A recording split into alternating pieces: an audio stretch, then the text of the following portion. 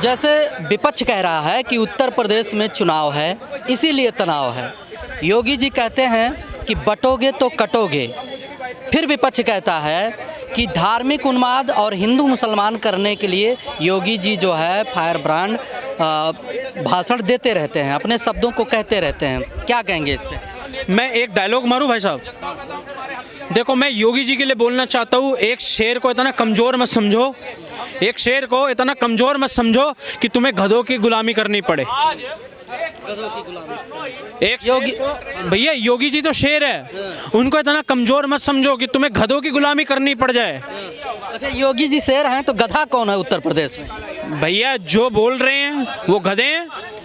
पूर्व मुख्यमंत्री हैं, आप गधा कैसे कह सकते हैं उनको? यार, आप एक बात बताइए, मैंने तो सिर्फ एक डायलॉग मारा, मैंने तो किसी का नाम नहीं लिया। मैंने सिर्फ योगी जी को शेर बताया कि आप शेर को इतना कमज़ोर मत समझो कि गधों की गुलामी करनी पड़ जाए। तो इसमें मैंने गलत क्या कहा भाई? बटोगे कटोगे, ये बात हकीकत है। बटोगे तो कटोगे, और तुम कट रहे हो भैया, आप कट रहे हो। ये आपको अभी महसूस नहीं होगा।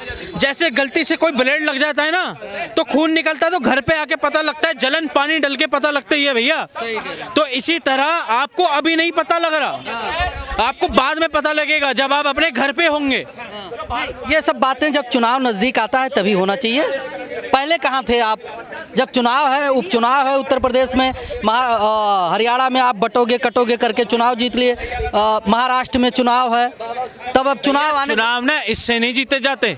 आज जो एम्स पे एम्स बन रहे हैं ना, जो मेडिकल पे मेडिकल कॉलेज बन रहे हैं, जो ये सड़कों पे सड़कें तैयार हो रही है, यार आज भारत कहाँ से कहाँ है। ऐसे के बटोगे कटोगे पे क्या विकास होता है क्या? विकास के नाम पे भाजपा है भाई, विकास के नाम पे भाजपा है। फिर योगी जी क्यों कहते हैं इस बातों को? भैया, वो इसलिए कहते हैं, उन्हें तुम्हारी चिंता है, उन्हें तुम्हारी चिंता है, वो इसलिए कहते हैं। उनको क्या लेना देना? नहीं, वो कह रहे हैं इलेक्शन का चिंता है। इलेक्शन? इससे पहले बताइए, एक आप बात बताइए, ये जो फिरोज खान का पोता एकदम से ब्राह्मण बन जाता है, ये कहाँ का है फिर इलेक्शन का?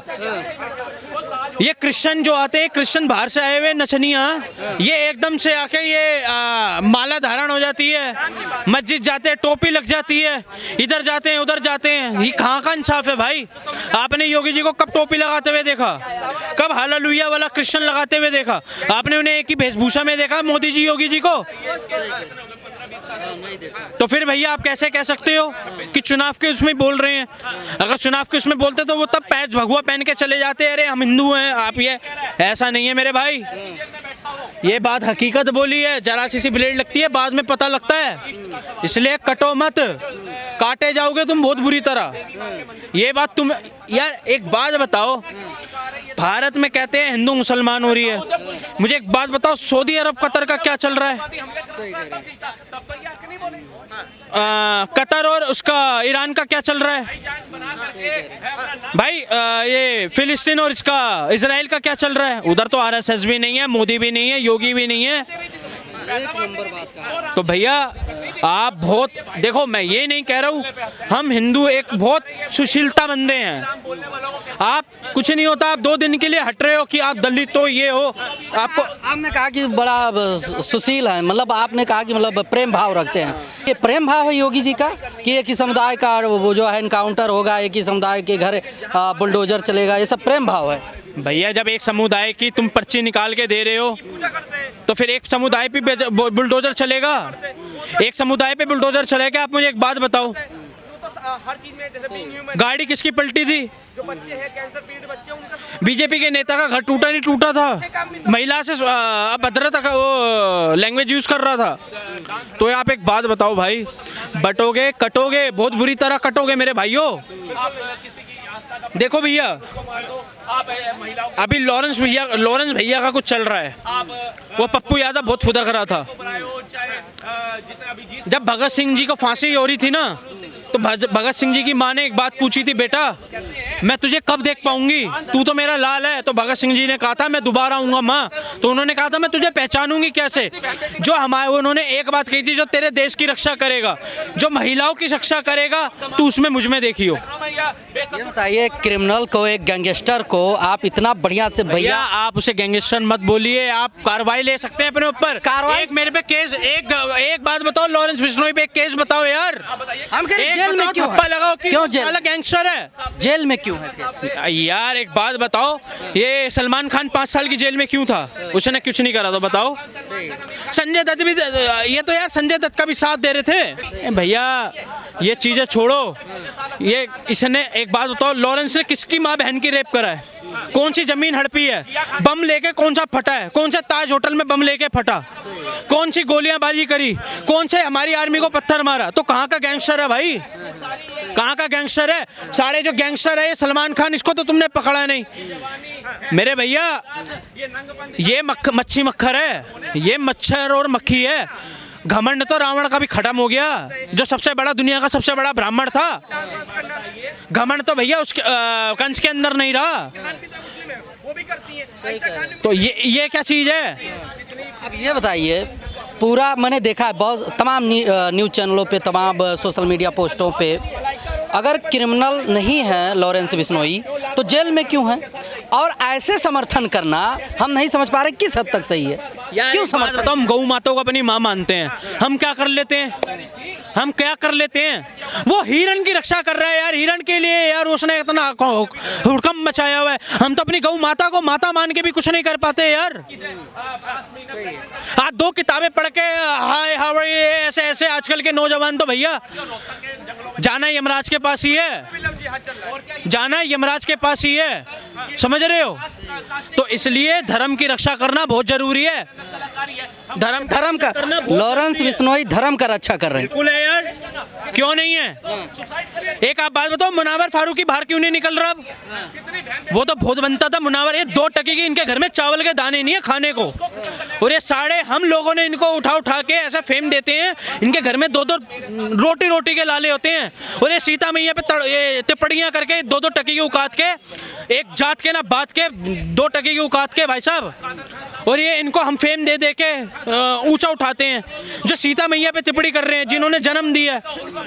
तो भैया ऐसा नहीं चलेगा अब, ये पुराने वाला भारत नहीं है। तुम बॉलीवुडिया पे सीता मैया को नाचते हुए दिखा दो, तुम्हारी हालत ऐसी कर दी जाएगी, तुम्हें खुद नहीं पता चलेगा, इतना बड़ा बम डाल दिया जाएगा पीछे और फटोगे बहुत बुरी तरह। फर्क क्या रह जाएगा भाई उनके और आप में? क्या फर्क रह जाएगा? फर्क रह जाता, कहते हैं हिंदू सहिष्णु ने भगवान को विश्व रूप न दिखाना पड़ता।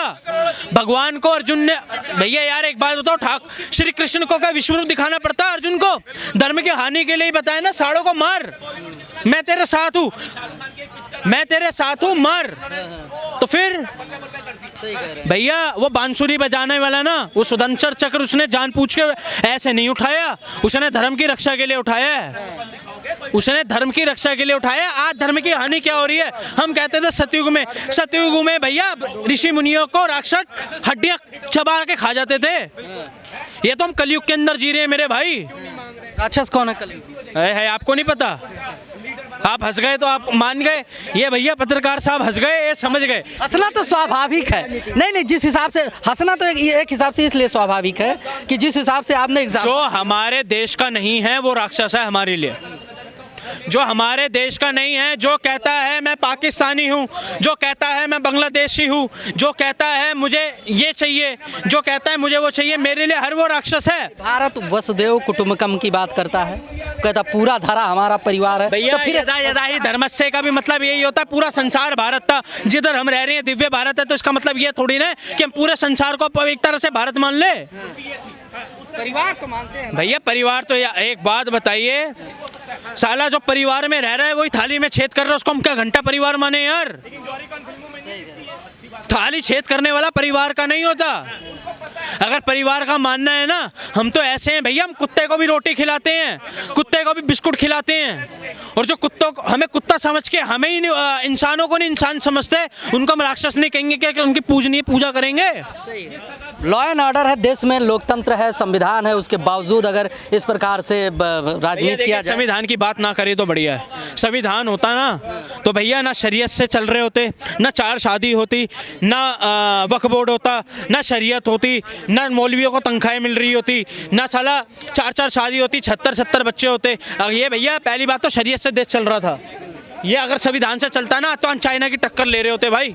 छोड़ दो आप संविधान की बातें करना, संविधान की धज्जियां उड़ा दी भाई, तो इसलिए संविधान की बात ना करो तो बहुत बढ़िया है। संविधान की बात ना करें, क्या लगता है आप? जो संविधान को जिन्होंने सबसे ज़्यादा बदला है वो संविधान की किताबें लेके संविधान की दुहाई देते हैं। संविधान से सबसे ज़्यादा खतरा तो इन्हीं लोगों से है जो संविधान की किताबें लहराते हैं। इनके बारे में क्या कहें आप? क्या कहेंगे? एक तरफ उत्तर प्रदेश में अगर देखा जाए तो जो है न्यायालय को हाशिए पे रखकर डायरेक्ट जो है फैसला होता है, तब वहाँ संविधान का वो नहीं हो रहा है। अब देखो, नहीं ये आपका मतलब ये है कि वहाँ कानून का शासन नहीं होना चाहिए। 25-25 साल कोर्ट में केस चलने चाहिए और इनको हाँ तो वही प्रक्रिया में चलना चाहिए। गैंगस्टरों को पाल के रखना चाहिए, उनके कुत्तों को भी चाटना चाहिए नेताओं को। आप वो वाला राज चाहते हैं क्या, या ऐसा राज चाहते हैं जहाँ गुंडागर्दी पे अंकुश हो? अगर कुछ अपराधियों पर चलता है बुलडोजर तो वो उनके ऊपर अतिक्रमण का जब तक उनके ऊपर क्लियर नहीं होता तब तक नहीं चलता, उनके अतिक्रमण पर चलता है। और अगर वो ठोके जाते हैं तो जब वो सीसीटीवी कैमरे में आ जाते हैं तभी वो ठोके जाते हैं। और अगर कुछ गुंडों को मारकर अगर पूरी जनता को बचाया जाता है तो इसमें कोई गुनाह नहीं है।